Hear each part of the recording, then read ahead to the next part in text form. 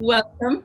Today I am with Dr. Harish Verma, who lives in Mississauga, Ontario, Canada. And he is a practicing Vaidya for the last several decades and is here today to talk with us about his practices both in India and in Canada. So, Dr. Verma, welcome. Tell me a little bit about where you're from in India and where you grew up. Yes, I grew up in Punjab in India, north part of India. There's a place called Khanna. This is the largest grain market in Asia. So I grew up there, and my father was a Ayurvedic physician in that town. And so, where did you do your formal training? Your informal training was with your father, I presume. Where Yes. was your formal training? Formal training, I did my BAMS from Amritsar, from Lakshmi Narayan Ayurvedic College, and it is affiliated with Guru Nanak Dev University, Amritsar. I at that time the course was of 6 years. First it was pre-Ayurveda, then 5 years was the BMS degree, and then half year or 6 months was the internship time. So it was a 6.5 year course, and I completed in 1984. And after that, did you do any other kind of certificate training or special training to get more specialized?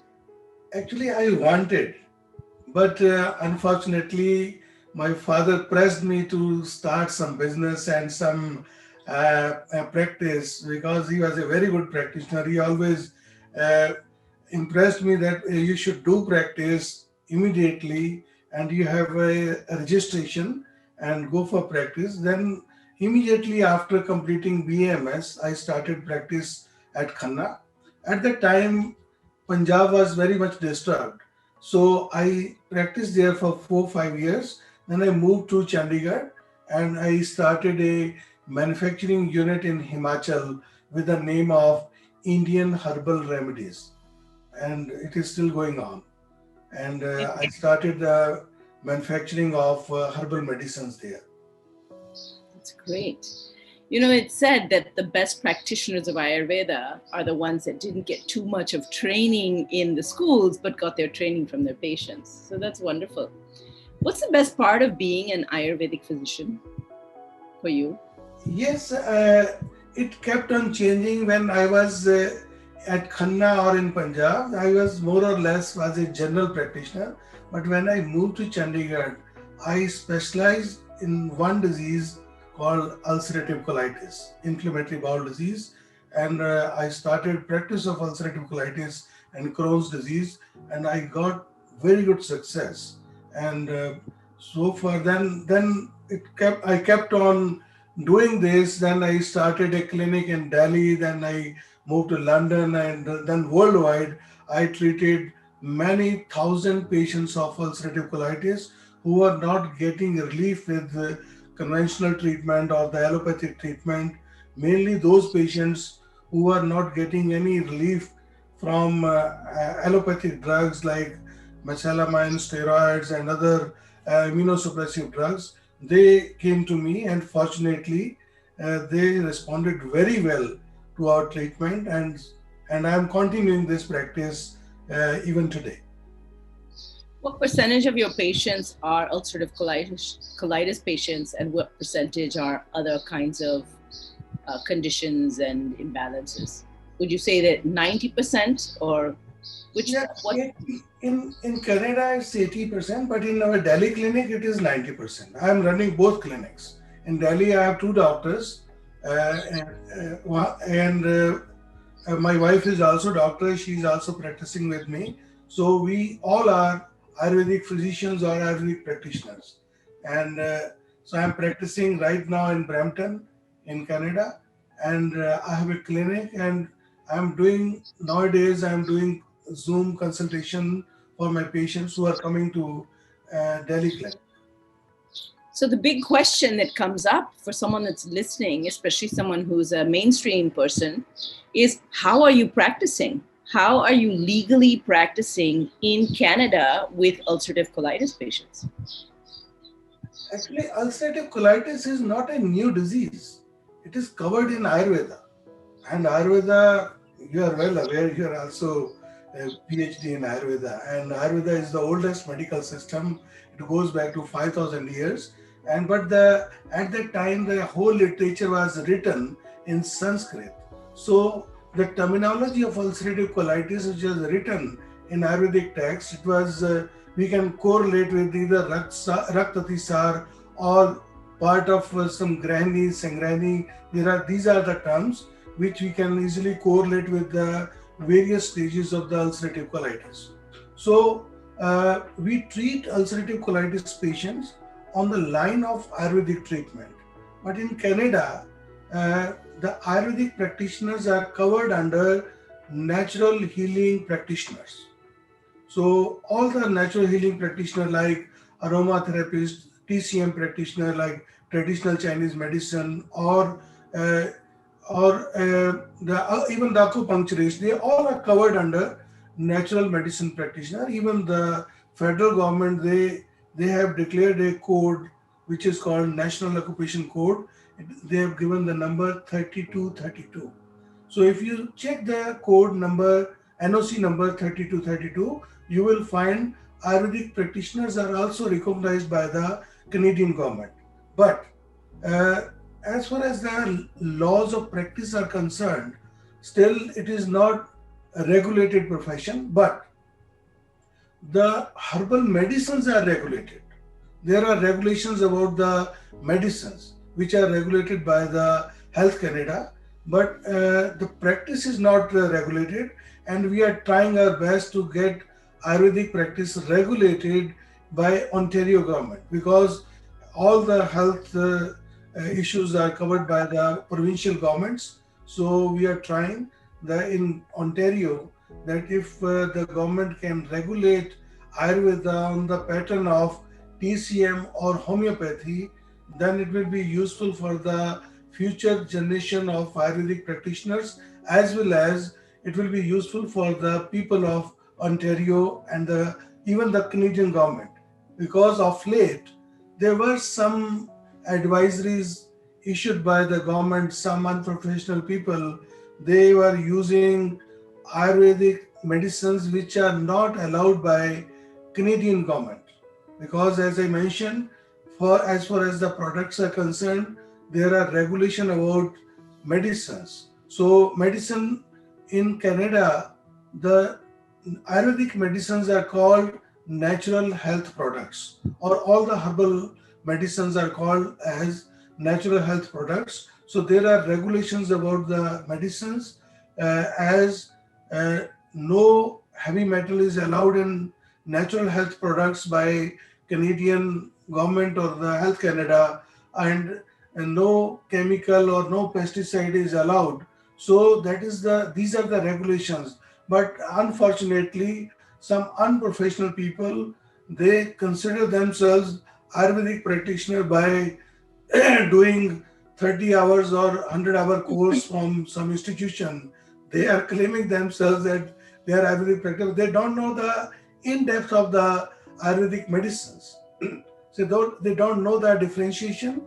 They buy in past, they bought some medicines from India, and in India some medicines with mercury preparation and arsenic preparation, even the lead preparation, they are allowed legally, but they are manufactured in a very scientific way by purification of the proper metals, and then by processing of those metals which are used in medicines. So Ayurveda is the only science which teaches that how these heavy metals can be used in medicine for human beings. No other science is teaching us. So but that knowledge is available in India. Unfortunately, Health Canada do not allow those kind of metals, so we are not using it. But some people used it in past in Canada, and due to those problems, Canadian governments, various provincial governments, they issued advisories, and government is also upset, and we The practitioners of Ayurveda are also upset. That is why we are trying that professional people should be covered under some regulations. So come back to your practice of the ulcerative colitis. So you use herbs for ulcerative colitis. What are some of the other treatments that you use as a clinician for these patients? Actually, I'm covering almost all autoimmune diseases. I found very good medicines for psoriasis, for leukoderma, which is also called vitiligo, for multiple sclerosis. Fantastic results are there, and rheumatoid arthritis. I have many rheumatoid arthritis patients, and even in India, I cured many patients. Even the when we got their all tests done in India, like rheumatoid factor, and antibodies or the anti-CCP test, I found these medicines, Ayurvedic medicines, they work like anti-rheumatic, uh, what we call the DMARD, disease modifying anti-rheumatic drugs. They work like that. But Ayurvedic medicines are not potent analgesic, but they can be compared with DMARD of allopathic drugs. But they are fantastic because if you look at the DMARD of allopathic drugs like methotrexate or biological medicines or other anti-rheumatic drugs like chloroquine and levamisole, if you compare it with Ayurvedic medicines are very safe even for long-term use, and they are more effective. And even I was going through one trial done in All India Institute of Medical Sciences in Delhi. They found Ayurvedic medicines for rheumatoid, they are fantastic. And similarly, for other chronic, and I have treated many lupus patients also, and they are going very well. I'm following up for the last 5 6 years, and they are going very well. So I think this is the area where even the researchers can look into it, because all over world autoimmune diseases are big headache for the medical professionals. So this is the area where they Harish, can. when I listen to you, it sounds like you're practicing medicine because the words that you're using sound like you're diagnosing, treating, mitigating, and preventing disease, which is the definition of practicing medicine. How are you able to speak this way about patients in Canada and practice this way in Canada? Because you're saying you treat patients of those terms, which are medical diagnoses. I'm not saying to the patients, because you are interviewing me, because if I will be in your interview, if I'll be using the Ayurvedic terminology like I am doing Dashvid Pariksha, Ashtvid Pariksha, I'm diagnosing by a tongue examination and I'm diagnosing by pulse examination, people may not understand.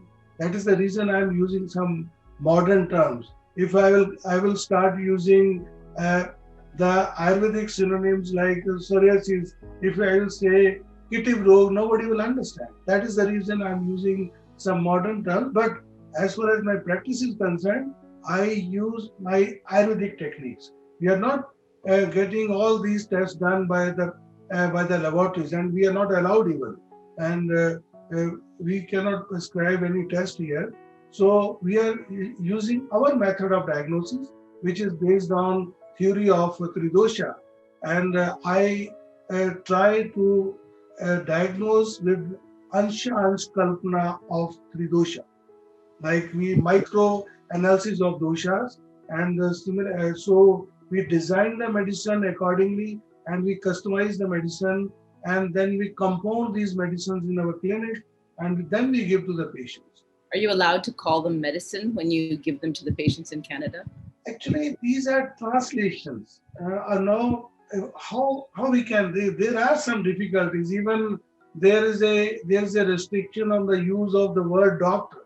So we are not saying ourselves as doctor in Canada, but in Delhi, or if you look at my nameplate, I've written Dr. Harish Verma. But in Canada, we are not allowed to use the word doctor because the regulations are like this. And of course, medicines, we can't use medicine, but there's no translation available. If I'll use the word aushadhi, people may not understand. So these are the problems. But to be honest, it is merely the translation Aushadhi we have to say medicine to educate people. And I don't know how we can educate. If I will say Aushadhi, I am giving Aushadhi to the person, people may laugh. So at some places, sometimes we say, oh, these are natural health products, and some places we say, oh, these are like food supplements, and at some places we say these are natural products or the dietary supplements. So these are the terminologies generally we use in clinic to avoid any litigation. But this is the problem we are facing. It's unfortunate. But to be honest, it's just a translation. Yeah, and I think you have to be a little bit careful actually about that, because there are people in the mainstream world who will hear you and say, "What? How dare he treats ulcerative colitis patients or autoimmune diseases? He's not qualified, he's not credentialed." And they may not deny at all that you're a doctor in India, but they'll say, "But you are in the West now, so you cannot practice with these words. That's it. You're not allowed." And this is actually how Ayurvedic doctors have gotten into trouble, not just Ayurvedic doctors, but other health professions who are not licensed. And it's a big, serious issue. Yes, Tell me one. fully agree, but Yes. unfortunately, there's no solution because if any patient, I want to serve people. If you look at, you are a medical doctor, you understand people who are suffering from ulcerative colitis. When allopathic medicines, they are not giving any relief to the patient, then colectomy is the only answer. And people are afraid of getting their colon out, and they search for some solution. And I am helping them. Then where they will go, and even the medical experts who have some issue with why I am trying to help people of ulcerative colitis, they can check my record. I have treated more than 20,000 patients who were not responding to allopathic drugs, and they responded very well. So I am doing it honestly, and we are using pure herbal medicine, which are described in Ayurveda text. And these medicines, what we can say, these herbs or the supplements or these natural products, they are in practice for the last 5,000 years. There is a preparation called Bilvadi Churna. This is fantastic medicine. And this Bilvadi, bale fruit, it was the first herb on the earth when the life started. So look at the track record of use of these herbs. If these people, pharmaceutical companies or the medical doctors, if they have objection, then they have objection. But I'm serving people. I'm serving them. I'm serving ailing people. Those who are not getting results from the allopathic doctors. And this is the government or our politicians or our ministers. They have to decide they have to do justice. Whether they should allow doctors or the practitioners like me in Canada or not. Because we are helping, and they can check how many people they are getting benefit from these medicines. And even if you look at the this curcumin or the turmeric, this is the number one medicine nowadays, or the number one natural health products which is being sold at all the health food shops in Canada. And similarly, isabgol, which we call psyllium husk, this is another fantastic medicine or the herb which is being used by the Canadian people. So if medical or the pharmaceutical companies have objection, then they have objection. I can't help, but we are serving people. What are some of the other treatment types outside of herbs that you use in your clinical practice there? I tried Shirodhara earlier before this pandemic. Shirodhara is a fantastic therapy, and I want that some research should be done on this therapy, and I found it very effective. And even for insomnia, many patients or many people who came to me with a complaint of insomnia, when I applied that therapy, they slept on the table. This was fantastic, amazing. And and even I found Shirodhara is effective in those diseases which are not even related to head portion or forehead or the central nervous system. I mean, people with the IBS, they responded very well to Shirodhara. So we should do some research. And this therapy is getting very, very popular in Japan. I saw on net some Japanese doctors, they have they have invented, rather they have modified it, this technique, and they have made a this robotized Shirodhara therapy. They have made a robot, and this is fantastic. And they are doing a lot of research on this technique. And I believe, as acupuncture is very popular technique of TCM, so similarly, Shirodhara therapy can be the best treatment or best technique of Ayurveda, which can become popular in West, because it's the outer treatment. We are not doing any invasive therapy. We are not putting anything in the body. And this is Very good. fantastic. So outside of in addition to the herbs and the Shirodhara, are there any other treatments that you use in your clinic in Canada? Yes, mostly I do the practice with the herbs. Uh, as you are aware, there are two kinds of herbal products. One are with the NPN numbers, where you have to apply to the Health Canada. Other are the compounded drugs, compounded medicines, or the compounded natural herbal products. So those compounded we design according to the complaint of the patient, that we design in our clinic.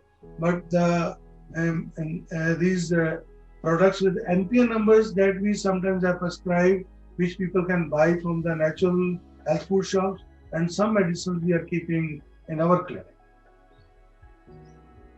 Okay.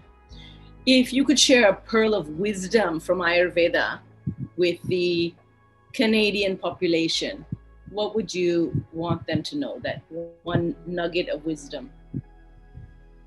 Actually, if you look at Ayurveda, I believe Ayurveda is the ocean. You can find everything, even not only the medicine part, even the way of life. It's a beautiful science. The people, they want to learn even the way of life, even the theory part, not the practical, even the theory part, Dincharya, Ritucharya, Ratricharya, even how to live, and even I'm amazed. In fact, let me tell you one story, not the story, but the hard fact. When I was a student of BAMS, I was living in Amritsar studying there. Most of my friends, they were in medical college. So I grew up with them, and my knowledge of modern medicine was very good at that time. And then it came to my mind that up to diagnosis, I should use modern medicine or the modern science. Then after diagnosing the patient, I will use Ayurvedic treatment. By doing this, I did this practice. I did my practice initially with this concept for many years. Even I wrote a book when I was a student of final year. I wrote a comprehensive book of Ayurvedic medicine for general practitioners. That book was published in Punjab, and that was the first book which was based on modern diagnosis and Ayurvedic treatment. And I included many patent products of many pharmaceutical companies. So, but when I went to UK in 1997 and 1998, I met Gopi Warrior there. Mr. Gopi Warrior, he was the chairman of ACGV, Ayurvedic Company of Great Britain, and he is from the family of AVP from Kottakkal. and uh, and he gave me some training. I'm fortunate. He's my mentor. He gave me training that how I can start my practice in West and how I can teach people in West. And then he gave me the opportunity to teach in his college in Thames Valley University. I was teaching Dravya Guna there.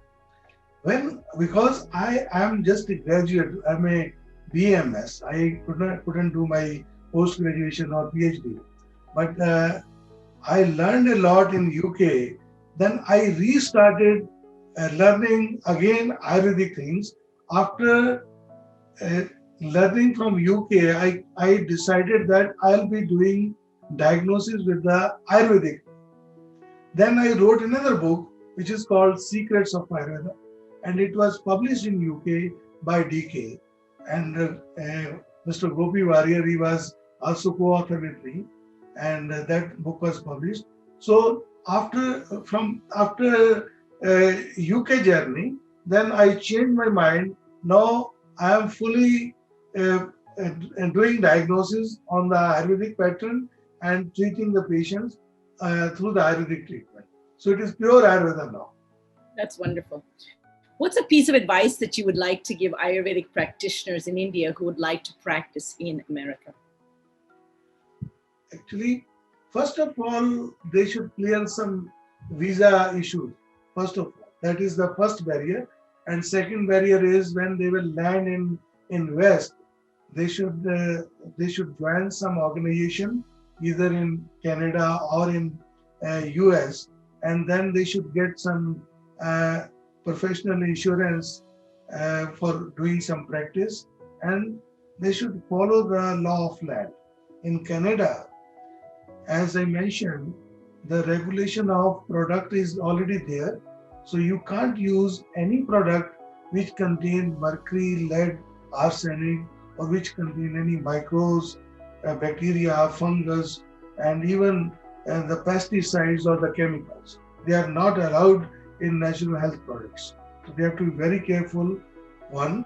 And second, they should get some training from some senior doctors or the senior practitioners of Ayurveda, and then I think they should join some organization which will provide them the training, and hopefully in a year or two, I'm expecting that Canadian government in various provinces, they may regulate Ayurveda province-wise, they may regulate.